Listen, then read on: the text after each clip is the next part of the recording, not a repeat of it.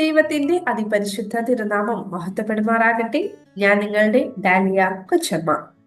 എല്ലാവരും സുഖമായിരിക്കുന്നു എന്ന് വിശ്വസിക്കുന്നു. ഇന്ന് ഈ വർഷം നമുക്ക് ക്രമീകരിച്ച് കിട്ടിയിരിക്കുന്ന വീണ്ടെടുക്കുന്ന ക്രിസ്തു, റൂത്ത്, എസ്തേർ പുസ്തകങ്ങളിലൂടെ the redeeming Christ through the books of Ruth and Esther എന്ന പുസ്തകത്തിന്റെ 10th ചാപ്റ്റർ ആണ് നമ്മൾ നോക്കുവാൻ വേണ്ടിയിട്ട് പോകുന്നത്. Haman and his evil decisions. ഹാമാനും അവന്റെ അബദ്ധ തീരുമാനങ്ങളും. കർത്താവിൽ ഏറ്റവും പ്രിയപ്പെട്ടവരെ, എസ്തേറിന്റെ പുസ്തകം ഇതുവരെ 4 അധ്യായത്തോളം നമ്മൾ പഠിച്ചു അല്ലെ. എന്തൊക്കെയായിരുന്നു ഓരോ അധ്യായത്തിലെയും പ്രധാനപ്പെട്ട സംഭവങ്ങൾ? എസ്തേറിന്റെ പുസ്തകം 1-ാം അധ്യായം വസ്തി രാജ്ഞിയുടെ സ്ഥാനഭ്രംശവും, 2-ാം അധ്യായം എസ്തേർ രാജ്ഞി പദത്തിലേക്കുള്ള അവളുടെ ഉയർച്ചയും, 3-ാം അധ്യായം ഹാമാൻ എന്ന ദുഷ്ട കഥാപാത്രത്തിന്റെ ഉയർച്ചയും മൊർദെഖായി അവനെ ആദരിക്കാഞ്ഞതിനാൽ അത് യഹൂദരോട് മുഴുവനുള്ള പകയായി മാറി രാജ കൽപ്പന പുറപ്പെടുവിക്കുന്നതും, 4-ാം അധ്യായത്തിലേക്ക് നമ്മൾ കടന്നു വരുമ്പോൾ ഈ കൽപ്പനയിൽ വ്യസനിച്ച് രട്ടുടുത്ത് വെണ്ണീറിൽ കിടക്കുന്ന മൊർദെഖായി. ഈ വിവരങ്ങൾ ഹഥാക്കിലൂടെ മനസ്സിലാക്കിയ എസ്തേർ വിലക്കപ്പെട്ട സമയത്ത് രാജസന്നിധിയിലേക്ക് കടന്നു ചെല്ലണമോ വേണ്ടയോ എന്നുള്ള ചിന്തയും അവളുടെ പ്രാഥമിക ഭയവും മൊർദെഖായി എസ്തേറിനെ ബലപ്പെടുത്തുന്നതും, അങ്ങനെ അവസാന ഭാഗത്ത് ശൂഷനിലുള്ള ഇസ്രായേൽ ജനം മുഴുവൻ തനിക്ക് വേണ്ടി 3 ദിവസം ഉപവാസം നടത്തണം എന്ന് പ്രഖ്യാപിക്കുന്ന എസ്തേറിനെ വരെയാണ് നമ്മൾ 4-ാം അധ്യായത്തിൽ കണ്ടതല്ലേ.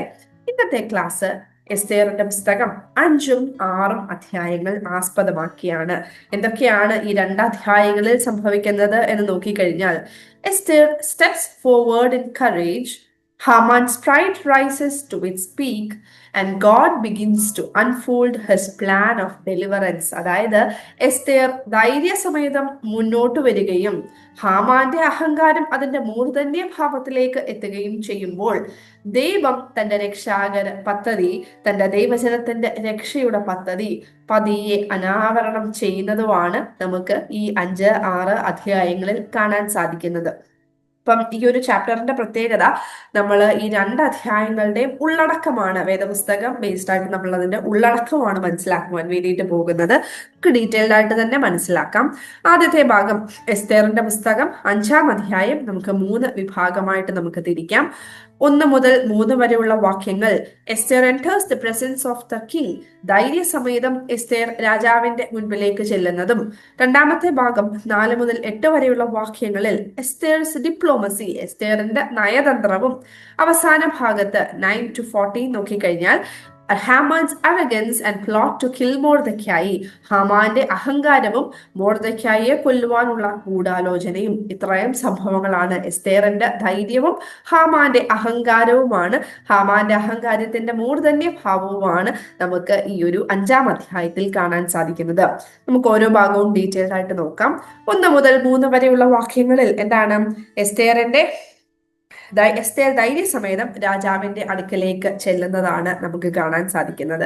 എന്താണ് ഈ ഒരു അധ്യായത്തിൽ? Esther risks her life and receives king's favor.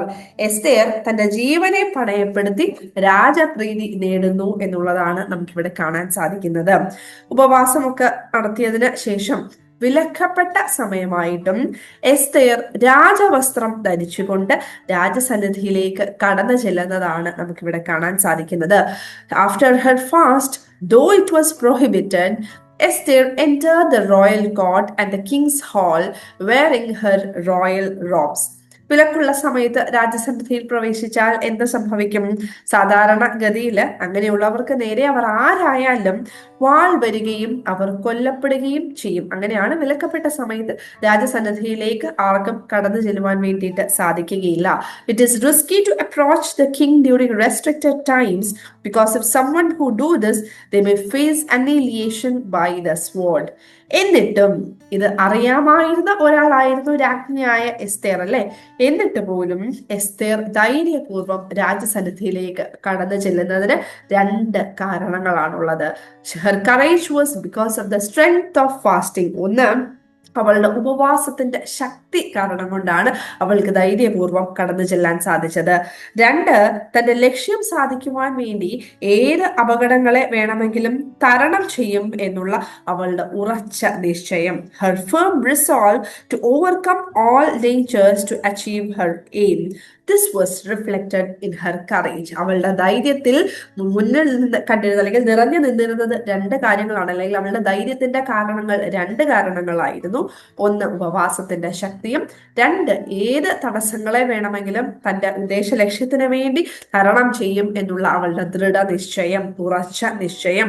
The strength of fasting and her firm resolve to overcome all dangers to achieve her aim. ഇതാണ് അവളുടെ ധൈര്യത്തിൽ വെളിപ്പെട്ട് കണ്ടത്.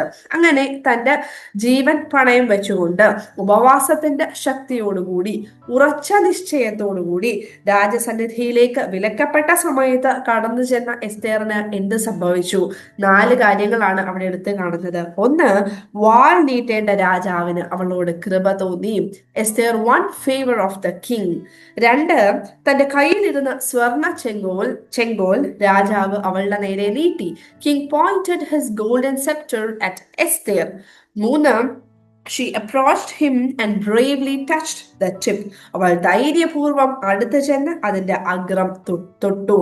അവൾ നിലച്ചതിലും അധികം വാഗ്ദാനം രാജാവ് അവൾക്ക് നൽകി. The king made promises that was beyond her expectations. എങ്ങനെയാണ് അവിടെ രാജാവ് അഡ്രസ് ചെയ്യുന്നത്? 5-ാം അധ്യായത്തിന്റെ 3-ാം വാക്യം നോക്കുകയാണെന്നുണ്ടെങ്കിൽ, എസ്തേർ രാജ്ഞിയെ എന്ത് വേണം, എന്താകുന്നു നിന്റെ അപേക്ഷ? രാജ്യത്തിന്റെ പാതിയോളമായാലും നിനക്ക് തരാം എന്ന് പറഞ്ഞു. ഇങ്ങനെ അവൾ നിലച്ചതിലും വലിയ ഒരു വാഗ്ദാനമാണ് രാജാവ് അവിടെ അവൾക്ക് നൽകുന്നത്. ഇങ്ങനെ 4 കാര്യങ്ങളാണ് ഉപവാസത്തിന്റെ ശക്തിയോടുകൂടി ദൃഢനിശ്ചയത്തോടുകൂടി രാജസന്നിധിയിലേക്ക് ചെല്ലുന്ന എസ്തേറിന് ലഭിക്കുന്നത്. ഒന്ന്, രാജാവിന് അവളോട് കൃപ തോന്നി. തന്റെ കയ്യിലിരുന്ന സ്വർണ്ണ ചെങ്കോൽ അവളുടെ നേരെ നീട്ടി. അവൾ ചെന്ന് അതിന്റെ അഗ്രം തൊട്ടു. അവൾ നിലച്ചതിനേക്കാൾ അധികം വാഗ്ദാനം രാജാവ് അവൾക്ക് നൽകി. Esther won the favor of the king. King pointed his golden scepter at Esther. She approached him and bravely touched the tip. The king made promises that was beyond her expectations. ഇങ്ങനെ ധൈര്യസമേതം എസ്തേർ രാജസന്നിധിയിലേക്ക് കടന്നു ചെല്ലുന്ന ഈ ഒരു സംഭവം 2 കാര്യങ്ങളാണ് നമുക്ക് മനസ്സിലാക്കിപ്പിച്ചു തരുന്നത്. ഒന്ന്, ഉപവാസം എന്ന ആയുധം ഉപയോഗിച്ച് തിന്മയ്ക്കെതിരെ പോരാടുന്ന ഭക്തന്റെ വിജയത്തെയാണ് നമുക്ക് ഇവിടെ കാണാൻ വേണ്ടിയിട്ട് സാധിക്കുന്നത്. Here the victory of the faithful who fight evil using the weapon of fasting is portrayed. 2, വീണ്ടെടുക്കുന്ന ദൈവം കൂടെയുണ്ടെന്നുള്ള വിശ്വാസം ഇത്തരത്തിലുള്ള എല്ലാ സാഹചര്യങ്ങളിലും ഭക്തരായ നമുക്ക് ആവശ്യമാണ് എന്ന് നമ്മളെ ഓർമ്മിപ്പിക്കുന്നു. In such circumstances we need the faith that God who redeems us is with us എന്നുള്ളതാണ്. അപ്പം ഇത്രയും സംഭവങ്ങളാണ് നമുക്ക് എസ്തേറിന്റെ പുസ്തകം 5-ാം അധ്യായം 1 മുതൽ 3 വരെയുള്ള വാക്യങ്ങളിൽ കാണാൻ സാധിക്കുന്നത്. എന്താണ്? വിലക്കപ്പെട്ട സമയത്ത് തന്റെ ഉപവാസത്തിന്റെ ശക്തിയും ദൃഢനിശ്ചയവും തന്നതായിട്ടുള്ള ധൈര്യവും കൊണ്ട് രാജസന്നിധിയിലേക്ക് കടന്നു ചെല്ലുന്ന എസ്തേറിന് രാജാവിന് അവളോട് കൃപ തോന്നുന്നതായിട്ടുള്ള സംഭവങ്ങളാണ് നമുക്ക് 1 മുതൽ 3 വരെയുള്ള വാക്യങ്ങളിൽ കാണാൻ സാധിക്കുന്നത്. ഇനി അതിന്റെ 2ാമത്തെ ഭാഗത്തിലേക്ക് വരുമ്പോൾ 5-ാം അധ്യായം 4 മുതൽ 8 വരെയുള്ള വാക്യങ്ങളിൽ എസ്തേർസ് ഡിപ്ലോമസി, എസ്തേറിന്റെ നയതന്ത്രം, അതായത് ഇതിന്റെ ഒരു ഭാഗത്തിന്റെ ഒരു ചിന്ത എന്ന് പറയുന്നത്, Esther invites the king and Haman choosing God's timing over haste. അതായത് ദൈവത്തിന്റെ സമയത്തിന് വേണ്ടി കാത്തുകൊണ്ട് രാജാവിനെയും ഒരു തിടുക്കവും കാണിക്കാതെ രാജാവിനെയും ഹാമാനെയും ഒരു വിരുന്നിന് വേണ്ടി ക്ഷണിക്കുന്ന എസ്തേറിനെയാണ് നമുക്ക് ഈ ഭാഗത്ത് കാണാൻ സാധിക്കുന്നത്. നമ്മളിപ്പോൾ പറഞ്ഞു രാജാവിന് അവളോട് കൃപ തോന്നി, അല്ലേ? ഇപ്പൊ സാധാരണ ഒരു സ്ഥിതിയിൽ എങ്ങനെയായിരിക്കും? രാജ്യത്തിന്റെ പകുതി ചോദിച്ചാലും കൊടുക്കാം എന്നൊരു ഓഫറും അവളുടെ മുന്നിൽ വെച്ചുകൊണ്ടാണ് രാജാവ് ഇരിക്കുന്നത്. അപ്പോൾ തന്നെ രാജാവിനോട് തന്റെ സങ്കടങ്ങൾ നേരിട്ട് പറയാമായിരുന്നു, അല്ലേ? It would have been possible for Esther to tell the king anything that troubled her. എന്നാൽ ഇവിടെ അത് ചെയ്യാതെ അവസരത്തിനൊത്ത് ഉയർന്നുകൊണ്ട് തന്ത്രപരമായി രാജാവിനെയും ഹാമാനെയും വിരുന്നിനെ ക്ഷണിക്കുകയാണ് എസ്തേർ ചെയ്യുന്നത്. Rising to the situation, Esther strategically invites king and Haman to a banquet which was prepared by her. ഇവിടെ എന്തുകൊണ്ടായിരിക്കാം നേരിട്ട് അത് പറയാതെ ഇത്തരം ഒരു വിരുന്നിന് വേണ്ടി വിളിച്ചത് എന്ന് നമുക്ക് ചിന്തിക്കാം അല്ലെ? അതിന് പല രീതിയിൽ നമുക്ക് അതിനെ ചിന്തിക്കാം. ഒരുപക്ഷെ ദൈവത്തിന്റെ ഇടപെടലിന് വേണ്ടി, ദൈവീക സമയത്തിന് വേണ്ടി തിടുക്കം കാണിക്കാതെ അവൾ കാത്തിരുന്ന് ബുദ്ധിപൂർവ്വം പ്രവർത്തിച്ചു എന്നുള്ളത് നമുക്ക് മനസ്സിലാക്കാൻ സാധിക്കും. ഇനി വളരെ മാനുഷികമായിട്ട് ചിന്തിക്കുകയാണെന്നുണ്ടെങ്കിൽ ഇത്തരത്തിൽ ഒരു പിന്നീട് ഒരു വിരുന്നിൽ വെച്ച് ഞാൻ എന്റെ ആവശ്യം പറയാം എന്ന് പറയുമ്പോൾ ആ വിരുന്നിൽ വെച്ച് രാജാവിന്റെ ഒരു കോൺഫിഡൻസും ട്രസ്റ്റും ഫേവറും ഒക്കെ അവൾക്ക് നേടുകയും ചെയ്യാൻ സാധിക്കും. അതുപോലെ തന്നെ it can create A curiosity. എന്നാൽ എന്തായിരിക്കും രാജ്ഞിക്ക് എന്നോട് പറയാനുള്ളത് എന്നുള്ള ഒരു ക്യൂരിയോസിറ്റി ബിൽഡ് ചെയ്യാൻ വേണ്ടിയിട്ടും ഒരുപക്ഷെ ഇത് സാധിക്കും എന്നുള്ളത് കൊണ്ടാവാം. അതുപോലെ തന്നെ രാജസന്നിധിയിൽ വെച്ച് ഒരു പബ്ലിക് കൺഫ്രണ്ടേഷൻ വേണ്ട എന്നുള്ളത് ഒഴിവാക്കുവാൻ വേണ്ടിയിട്ടായിരിക്കാം എന്നിരുന്നാലും നമുക്ക് മനസ്സിലാക്കാൻ സാധിക്കുന്നത് ദൈവത്തിന്റെ ഇടപെടലിന് വേണ്ടിയുള്ള സമയം ഒരുക്കിക്കൊണ്ട്, സമയം ആവശ്യത്തിനെടുത്തുകൊണ്ട് തിടുക്കം കാണിക്കാതെ തന്ത്രപൂർവ്വം പ്രവർത്തിക്കുന്ന എസ്തേർ രാജ്ഞിയാണ് നമുക്കിവിടെ കാണാൻ സാധിക്കുന്നത്. അവിടെ നിന്ന് മുന്നോട്ട് വായിക്കുമ്പോൾ രാജാവ് എസ്തേറിന്റെ ക്ഷണം സ്വീകരിക്കുകയും അദ്ദേഹവും ഹാമാനും വിരുന്നിന് പങ്കെടുക്കുകയും ചെയ്തു എന്ന് നമുക്ക് കാണാൻ സാധിക്കും. King accepted the invitation and he along with Haman attended the banquet. രാജാവ് അവിടെ വെച്ചും എന്ത് ചെയ്തു? എസ്തേറിനോട് ചോദിച്ചു. എസ്തേറിന്റെ അപേക്ഷയും ആഗ്രഹവും എന്താണ് എന്ന് രാജാവ് അന്വേഷിക്കുന്നുണ്ടെങ്കിലും അപ്പോഴും ശരിയായ മറുപടി പറയാതെ ഒഴിഞ്ഞു മാറിക്കൊണ്ട് അടുത്ത ഒരു വിരുന്നിന് വേണ്ടി ഹാമാനെയും രാജാവിനെയും വീണ്ടും ക്ഷണിക്കുകയാണ് എസ്തേർ അവിടെ ചെയ്യുന്നത്. Even though king enquires about her petition and request, she evades the question and invited him again to another banquet. ഇങ്ങനെയാണ് ഈ ഒരു രണ്ടാമത്തെ, അല്ലെങ്കിൽ വളരെ ബുദ്ധിപൂർവ്വം പ്രവർത്തിക്കുന്ന എസ്തേറിനെയാണ് നമുക്ക് ഈ ഭാഗത്ത് കാണാൻ സാധിക്കുന്നത്. നമ്മൾ രാജാവിന്റെ ചിന്തയെ പറ്റി, കരുതലിനെ പറ്റി പറഞ്ഞു, എസ്തേറിന്റെ നയതന്ത്രത്തെ പറ്റി പറഞ്ഞു. ഇവിടെ നമ്മൾ കാണാതെ പോകുന്ന ഒരു പ്രധാനപ്പെട്ട കഥാപാത്രമുണ്ട്. ആരാണ്? ഹാമാൻ. എന്തായിരിക്കും? രാജ്ഞി തന്നെ രാജാവിനോടൊപ്പം ഒരു വിരുന്നിന് വേണ്ടി ക്ഷണിച്ചു എന്ന് പറയുമ്പം സ്വാഭാവികമായിട്ടും എന്തായിരിക്കും ഹാമാൻ അവിടെ സംഭവിച്ചത്? അവിടെ അഹങ്കാരത്തിന്റെ മൂർധന്യ ഭാവത്തിലേക്ക് ഹാമാൻ ഇങ്ങനെ ഉയർന്നു പൊങ്ങുകയാണ്. ഹാമാൻ സന്തോഷവും ആനന്ദവും കൊണ്ട് നിറഞ്ഞു. അതായത് വീണ്ടും ഈ വിരുന്നിന് ക്ഷണിക്കുമ്പോൾ Haman became happy and he was in high spirits എന്നാണ് പറയുന്നത്. ഹാമാൻസ് pride blinds him. അതാണ് ഈ ഒരു ഭാഗത്ത് കാണാൻ സാധിക്കുന്നത്. 5-ാം അധ്യായം 9-ാം വാക്യം ഒന്ന് നോക്കുകയാണെന്നുണ്ടെങ്കിൽ, എന്നാൽ രാജാവിന്റെ വാതിൽക്കൽ മൊർദെഖായി എഴുന്നേൽക്കാതെയും തന്നെ കൂശാതെയും ഇരിക്കുന്നത് കണ്ട് ഹാമാന് കോപം നിറഞ്ഞു. വിളറി പൂണ്ട് അവനെതിരെ വർദ്ധിക്കുവാൻ വേണ്ടിയിട്ട് ആലോചിക്കുകയാണ്. When Haman sees Mordecai sitting at the king's gate watching him scornfully, his rage intensified. ഉള്ളിൽ വളരെയധികം സന്തോഷമുണ്ട്. എന്താണ്? രാജ്ഞി തന്നെ വീണ്ടും ഒരു വിരുന്നിന് വേണ്ടി ക്ഷണിക്കുന്നു. എന്നാൽ വാതിൽക്കൽ ആദിരിക്കുകയാണ്. മൊർദെഖായി പുച്ഛത്തോടെ ഇരിക്കുന്നത് കാണുമ്പോൾ ആ സന്തോഷം മുഴുവൻ മറന്നിട്ട് ഹാമാന്റെ ഉള്ളിൽ എന്താണ്? ക്രോധവും കോപവും വന്ന് നിറയുകയാണ്. അങ്ങനെ തന്നെ താൻ അടക്കി പിടിച്ചുകൊണ്ട് ഹാമാൻ തന്റെ വീട്ടിൽ ചെന്ന് ഭാര്യയായ സേരശിനെയും അവന്റെ സ്നേഹിതന്മാരെയും വിളിപ്പിച്ചു. ആരെയൊക്കെയാണ് വിളിപ്പിച്ചത്? ഭാര്യയായ സേരശിനെയും അവന്റെ സ്നേഹിതന്മാരെയും വിളിപ്പിച്ചു. അവരോട് പറയുവാണ്, രാജ്ഞി എന്നെ രാജാവിനോടൊപ്പം വീണ്ടും ഒരു വിരുന്നിന് വേണ്ടി ക്ഷണിച്ചു. അങ്ങനെ സ്വയമേ കുറെ പൊങ്ങച്ചോ ഒക്കെ പറഞ്ഞിട്ട് വലിയ ദുഃഖത്തോടു കൂടി അവരോട് പറയുവാണ്, എന്ത്? തനിക്ക് എന്തെല്ലാം സന്തോഷമുണ്ടായാലും മൊർദെഖായിയെ നശിപ്പിക്കാതെ തനിക്ക് തൃപ്തി വരില്ല. He declared that whatever he had, he would not feel satisfied unless Mordecai is destroyed. ഈ വാക്കിന് അവന്റെ ഭാര്യയായ സേരശ് വലിയ ഒരു ഉപദേശം അവന് തിരിച്ചു നൽകുന്നു. എന്താണ്? 5-ാം അധ്യായം 14-ാം വാക്യം, chapter 5 verse 14.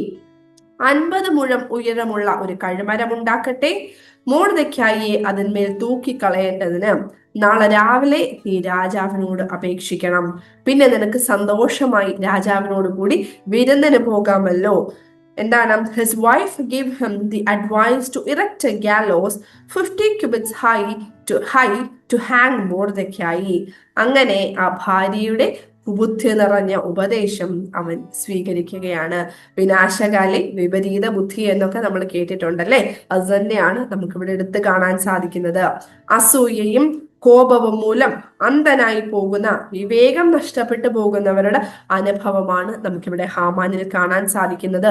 This is the experience of people who lose sight of wisdom due to jealousy and rage. അങ്ങനെ ഈ 5-ാം അധ്യായം നമ്മൾ അവസാനിക്കുമ്പോൾ എന്താണ് കാണുന്നത്? ഹാമാൻ വീട്ടിൽ പോയി തന്റെ ഭാര്യയോടും സ്നേഹിതനോടും കൂടി മൊർദെഖായിയെ കൊല്ലുവാൻ വേണ്ടിയിട്ടുള്ള ഒരു ഗൂഢാലോചന നടത്തുന്നതാണ് നമുക്ക് ഇവിടെ കാണാൻ സാധിക്കുന്നത്. ഇതേ സമയം കൊട്ടാരത്തിൽ എന്ത് സംഭവിച്ചു എന്നുള്ളതാണ് 6-ാം അധ്യായത്തിൽ കാണാൻ സാധിക്കുന്നത്. രാജാവിന്റെ ഉറക്കമില്ലാത്ത രാത്രി, ഹാമാൻ തന്നെ മൊർദെഖായിയെ ആദരിക്കേണ്ടി വരുന്ന അവസ്ഥ, ഹാമാന്റെ നാശം മുൻപിൽ കാണപ്പെടുന്നു. ഇത്രയും സംഭവങ്ങളാണ് 6-ാം അധ്യായത്തിൽ കാണാൻ സാധിക്കുന്നത്. അപ്പൊ 6-ാം അധ്യായത്തിലേക്ക് നമ്മൾ കടന്നു വരുമ്പോൾ ഇവിടെ വിരുന്നിനൊക്കെ ശേഷം ഹാമാൻ വീട്ടിൽ പോയി ഗൂഢാലോചന നടത്തുകയാണ്. ആ സമയത്ത് കൊട്ടാരത്തിൽ എന്ത് സംഭവിച്ചു എന്ന് നോക്കാം. ഈ വിരുന്നൊക്കെ കഴിഞ്ഞിട്ട് രാജാവിന് ഉറക്കം വരായികയാൽ രാജാവ് ദിനവൃത്താന്തങ്ങൾ വായിച്ച് കേട്ടു. നമ്മൾ ദിനവൃത്താന്തങ്ങളെ പറ്റി നേരത്തെ ഒന്ന് പറഞ്ഞിട്ടുണ്ട്, നിങ്ങൾക്ക് ഓർമ്മയുണ്ട് എന്ന് വിചാരിക്കുന്നു. അങ്ങനെ റോയൽ ക്രോണിക്കിൾസ് രാജാവ് ഉറക്കം വരായക കൊണ്ട് അതിങ്ങനെ വായിച്ച് കേൾക്കുകയാണ്. അപ്പോഴാണ് അദ്ദേഹം മൊർദെഖായിയെ പറ്റി ഓർക്കുന്നതും അവന് പ്രതിഫലമൊന്നും നൽകിയില്ല എന്ന് മനസ്സിലാക്കുന്നതും. The king remembered the loyalty of Mordecai and that he was not rewarded for his actions എന്നുള്ളത്. അതായത് ഈ ഒരു സംഭവം നമ്മൾ നേരത്തെ പഠിച്ചിട്ടുണ്ട് അല്ലെ. എവിടെയാണ് മൊർദെഖായിയുടെ രാജഭക്തി വെളിപ്പെടുത്തുന്ന സംഭവം ഉണ്ടായത്? എസ്തേറിന്റെ പുസ്തകം 2-ാം അധ്യായം 19 മുതൽ 23 വരെയുള്ള വാക്യങ്ങളിൽ മൊർദെഖായിയുടെ രാജഭക്തി വെളിപ്പെടുത്തുന്ന ഒരു സംഭവം ഉണ്ടായി. ഏറ്റവും അവസാന ഭാഗത്ത് എന്തായിരുന്നു? വാതിൽ കാവൽക്കാരിൽ 2 ഷണ്ഡന്മാരായിരുന്ന ബിഗ്ദാനും തേരശും അദ്ദേഹത്തെ കയ്യേറ്റം ചെയ്ത് കൊന്നുകളയുവാനായി തക്കം പാർത്തിരുന്നത് മൊർദെഖായി എസ്തേറിലൂടെ രാജാവിനെ അറിയിച്ചു. അത് രാജാവിന്റെ ദിനവൃത്താന്ത പുസ്തകങ്ങളിൽ രേഖപ്പെടുത്തി എന്ന് പറഞ്ഞുകൊണ്ടാണ് നമ്മൾ 2-ാം അധ്യായം അവസാനിപ്പിച്ചത് അല്ലെ. In Esther chapter 2 verses 19 to 23 we read about the loyalty of Mordecai towards the king. He learns about the conspiracy of Bigdan and Teresh, 2 of king's eunuchs, and he informed to king through Esther. അന്ന് അത് സത്യമാണെന്ന് മനസ്സിലാക്കി ആ കുറ്റവാളികളെ തൂക്കിക്കളഞ്ഞു എന്നൊക്കെ നമ്മൾ വായിച്ചിരുന്നു. ഇത് രാജാവിന്റെ ദിനവൃത്താന്ത പുസ്തകങ്ങളിൽ രേഖപ്പെടുത്തുകയും ചെയ്തു. അങ്ങനെ രാജാവ് ഉറക്കമില്ലാത്ത ആ ഒരു രാത്രിയിൽ ഇത് വായിച്ചു കേട്ടപ്പോഴാണ് ഈ സംഭവത്തെ പറ്റി ഓർക്കുന്നത്. ദൈവത്തിന്റെ സമയം അല്ലെങ്കിൽ ദൈവത്തിന്റെ പദ്ധതി അനാവരണം ചെയ്യപ്പെടുന്ന നിമിഷങ്ങളാണ് നമുക്ക് മുന്നോട്ട് കാണുന്നത്. 4 മുതൽ 11 വരെയുള്ള വാക്യങ്ങൾ നോക്കിക്കഴിഞ്ഞാൽ, അപ്പോൾ തന്നെ രാജാവ് അവിടെ പ്രാകാരത്തിൽ ആരുണ്ട് എന്ന് അന്വേഷിക്കുന്നു. ഈ 50 മുഴം കഴുമരത്തിന് വേണ്ടി വെയിറ്റ് ചെയ്തിരിക്കുന്ന ഹാമാനും അവിടെ നിൽപ്പുണ്ട്. അങ്ങനെ രാജാവ് ഹാമാനോട് ആലോചന കഴിക്കുകയാണ്. രാജാവ് ഒരാളെ ആദരിക്കണമെങ്കിൽ എന്ത് അവന് വേണ്ടി ചെയ്യണം എന്നുള്ളത്. ഹാമാന്റെ അഹങ്കാരത്തിന്റെ മൂർധന്യ ഭാവത്തിൽ ഹാമാൻ വിചാരിച്ചു ഇത് ആരെ പറ്റിയാണ്? അതേ രാജാവ് മറ്റാരെയുമല്ല തന്നെ തന്നെയാണ് ആദരിക്കാൻ പോകുന്നത് എന്ന് വിചാരിച്ചുകൊണ്ട് 6-ാം അധ്യായം 9-ാം വാക്യം നോക്കിക്കഴിഞ്ഞാൽ നമുക്ക് കാണാൻ സാധിക്കും. ഒരു ലിസ്റ്റ് ഓഫ് കാര്യങ്ങൾ ഹാമാൻ രാജാവിന്റെ മുൻപിലേക്ക് വെക്കുകയാണ്. ഇത് പറഞ്ഞു കഴിഞ്ഞ ഉടനെ രാജാവ് പറയുകയാണ്, ശരി, നീ തന്നെ പോയി മൊർദെഖായിയെ വിളിച്ച് ഇതെല്ലാം അവന് വേണ്ടി ചെയ്തു കൊടുക്കുകയും എന്ന്. അങ്ങനെ ഹാമാൻ തന്നെ മൊർദെഖായിയെ ആദരിക്കേണ്ടി വരുന്ന സംഭവങ്ങളാണ് ഈ 11 വരെയുള്ള വാക്യങ്ങളിൽ കാണാൻ സാധിക്കുന്നത്. 11-ാം വാക്യം ഇപ്രകാരമാണ്: അപ്പോൾ ഹാമാൻ രാജവസ്ത്രവും രാജാവ് കയറുന്ന കുതിരയും കൊണ്ടുവന്ന് രാജകിരീടം തലയിൽ വെച്ച് മൊർദെഖായിയെ വസ്ത്രം ധരിപ്പിച്ച് കുതിരപ്പുറത്ത് കയറ്റി പട്ടണ വീതിയിൽ കൂടി കൊണ്ടു നടന്നു. As a part of showing respect to Mordecai, the king gave him a royal robe that the king had worn, and a horse the king had ridden, one with a royal crest placed on its head. അങ്ങനെ ഹാമാന്റെ വലിയ ഒരു അവസ്ഥയാണല്ലേ. താൻ ആരെ കൊല്ലുവാൻ വേണ്ടിയിട്ട് plan ചെയ്തോ അവനെ തന്നെ ലോകത്തിന്റെ മുൻപിൽ വെച്ച് ആദരിക്കേണ്ടി വരുന്ന ഒരു അവസ്ഥ. സ്വാഭാവികമായിട്ടും അവസാന ഭാഗത്ത് എന്ത് സംഭവിച്ചു കാണും?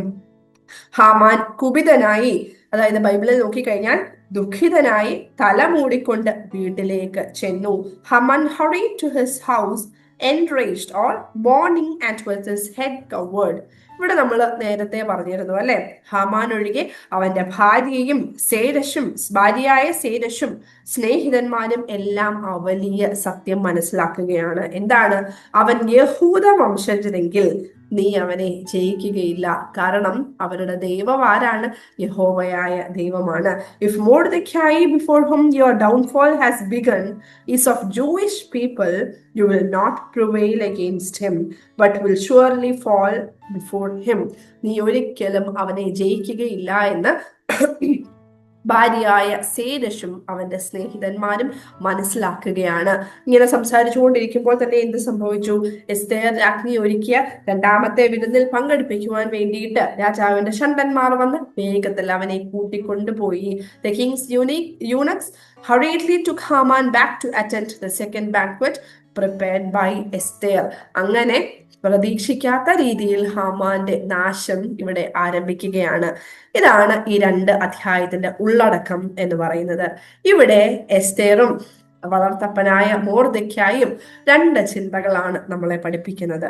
ഒന്ന്, തിന്മയുടെ അതിപ്രഹരങ്ങൾക്ക്, അതായത് തിന്മയുടെ വലിയ തിരമാലകളാണെങ്കിൽ പോലും അതിന്റെ മുൻപിൽ നന്മയുടെ നല്ല സന്ദേശം പേറി ഒരുവൻ അല്ലെങ്കിൽ ഒരുവൾ പുറപ്പെട്ടാൽ ആ യാത്രയ്ക്ക് വിലങ്ങാകുന്ന, തടസ്സമാകുന്ന യെരിഹോ കോട്ടകളെ വരെ തകർത്തെറിഞ്ഞ് വിജയം കൈവരിച്ച് തിന്മയ്ക്കെതിരെ നന്മ തല ഉയർത്തി നിൽക്കുമെന്ന സത്യം എസ്തേർ നമുക്ക് വ്യക്തമാക്കി തരുന്നു. ഒരു സാധാരണ പെൺകുട്ടിയായിരുന്നു എസ്തേർ അല്ലെ. അങ്ങനെയുള്ള ഒരു അനാഥ പെൺകുട്ടിയായ എസ്തേർ നന്മയുടെ സന്ദേശം പേറിക്കൊണ്ട് അവൾ പുറപ്പെട്ടു പോകുമ്പോൾ അവളുടെ മുന്നിൽ ദുഷ്ടനായ ഹാമാനും വലിയ വലിയ വലിയ വലിയ തടസ്സങ്ങൾ ഒരുപാടുണ്ടായിട്ടും തിന്മയ്ക്ക് നേരെ നന്മയുടെ സന്ദേശം തന്നെ വിജയിക്കും എന്നുള്ള ഒരു ഓർമ്മപ്പെടുത്തലാണ് നമുക്കിവിടെ എസ്തേറിന്റെ ജീവിതത്തിലൂടെ മനസ്സിലാക്കുവാൻ വേണ്ടിയിട്ട് സാധിക്കുന്നത്. 2, മൊർദെഖായി. ദൈവം ചരിത്രത്തിൽ ഇടപെടുമ്പോൾ സംഭവിക്കുന്ന അത്ഭുതങ്ങളുടെ ഉത്തമ ദൃഷ്ടാന്തമായി മൊർദെഖായിയും നമ്മുടെ മുൻപിൽ നിൽക്കുന്നു.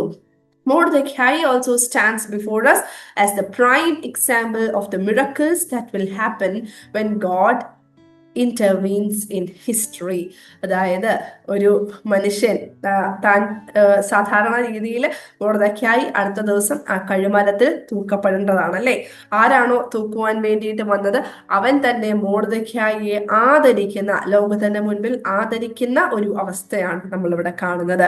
അങ്ങനെ ദൈവം ചരിത്രത്തിൽ ഇടപെടുമ്പോൾ സംഭവിക്കുന്ന അത്ഭുതങ്ങളെയാണ് നമുക്ക് ഈ 5ഉം 6ഉം അധ്യായങ്ങളിലൂടെ മനസ്സിലാക്കുവാൻ വേണ്ടിയിട്ട് സാധിക്കുന്നത്. ഇത്രയുമേ ഉള്ളൂ ഈ ഒരു ചാപ്റ്ററും. അതിന്റെ പ്രത്യേകിച്ച് കൺക്ലൂഷൻ നമ്മൾ സമ്മറി നോക്കിക്കഴിഞ്ഞാൽ 5, 6 പ്രധാനപ്പെട്ട സംഭവങ്ങളാണ് ഓർത്തിരിക്കേണ്ടത്. 1, എസ്തേർ രാജ്ഞി ധൈര്യപൂർവ്വം വിലക്കപ്പെട്ട സമയമായിട്ട് കൂടി രാജാവിന്റെ അടുക്കൽ വരുന്നു. എന്തായിരുന്നു അവളുടെ ധൈര്യത്തിന്റെ കാരണങ്ങൾ എന്തൊക്കെയാണ്? 1, ഉപവാസത്തിന്റെ ശക്തിയും 2, ദൃഢനിശ്ചയവും എന്നുള്ളതാണ്. ഇനിയും അവിടെ നിന്ന് രാജാവിന്റെ കൃപ നേടിക്കൊണ്ട് അവൾ രണ്ടാമത്തെ ഭാഗത്ത് രാജാവിനെയും ഹാമാനെയും അവൾ ഒരുക്കിയതായിട്ടുള്ള വിരുന്നിനെ ക്ഷണിക്കുന്നു. ബുദ്ധിപൂർവ്വം പ്രവർത്തിക്കുന്ന എസ്തേറിനെ നമുക്ക് അവിടെ കാണാൻ സാധിക്കും. അവിടെ നിന്ന് ഇറങ്ങുമ്പോൾ മൊർദെഖായിയെ കണ്ട് കോപം പൂണ്ട് എങ്ങനെയെങ്കിലും മൊർദെഖായിയെ അപ്പൊ തന്നെ നശിപ്പിക്കണം എന്ന് തീരുമാനിച്ച് ഹാമാന്റെ അഹങ്കാരത്തിന്റെ മൂർധന്യ ഭാവവുമാണ് നമുക്ക് കാണാൻ സാധിക്കുന്നത് 5ആം അധ്യായത്തിൽ.